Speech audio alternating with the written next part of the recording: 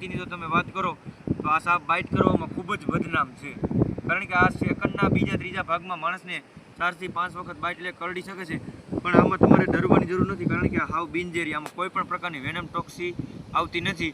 હવે આ સાપના આપણે ઇન્ટ્રોડક્શનની વાત કરીએ તો આ સાપનું ઇંગ્લિશ નામ ચેકર્ડ કિલબેક અને ગુજરાતીમાં આને ડેડુ સાપ અને સાયન્ટિફિક નેમ એટલે કે આપણું સાયન્સ આમને ફ્લોવેરા પિસ્કેટરના નામે ઓળખવામાં આવે છે. સાયન્સ આને આપણું ફ્લોવેરા પિસ્કોટેર ઓળખવામાં આવે છે. અને ખાસ આ સાપનું ઉનાળામાં મેટિંગ દોર હોય છે ઉનાળા પછી, અને જેમ જેમ ચોમાસું વરસાદ થાય તેમ આની માદા સાપ હોય છે તે બચ્ચાને જન્મ આપે છે, અને તેમાં જો વાત કરીએ તો બચ્ચા તેના લગભગ 25 અથવા અમુક સમય 30 જેવા બચ્ચાને તે જન્મ આપે છે. મારા ખ્યાલથી આ બેબી ડેડુ સાપ એ લગભગ 7 થી 8 દિવસનો હોય છે.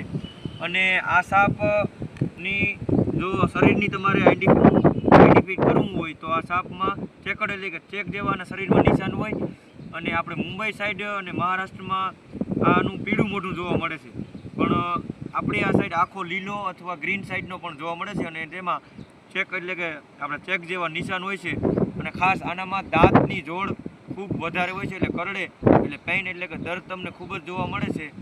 અને આ સાપ એક પર્યાવરણનો ખાસ મિત્ર છે, કારણ કે જે આ ચેકર્ડ કિલબેકના બચ્ચા હોય છે તે જે નાના નાના મોસ્કિટો એટલે કે મચ્છરને મારી અને ખાતા હોય છે, અને તેમજ તેમાંથી જો ડેન્ગ્યુ મલેરિયા આ સાપ અટાણે બચ્ચા છે તે લગભગ આશરે અટાણે આનો મુખ્ય ખોરાક એ મચ્છરને ખાય છે, જે માણસને માંદગીથી બચાવે છે, પરંતુ માણસ આને મારી નાખે છે.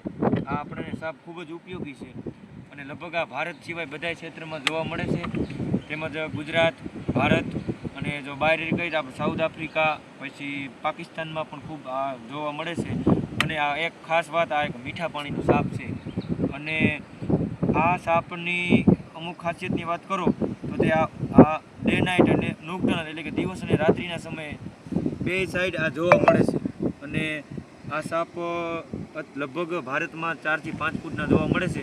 અને ખાસ તમે આને રેસ્ક્યુ કરો ત્યારે ધ્યાન રાખવું, કારણ કે આ કરડવા માટે ખૂબ જ બદનામ છે.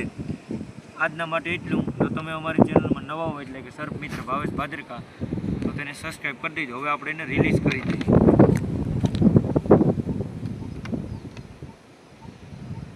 જો તમે જોઈ શકો છો.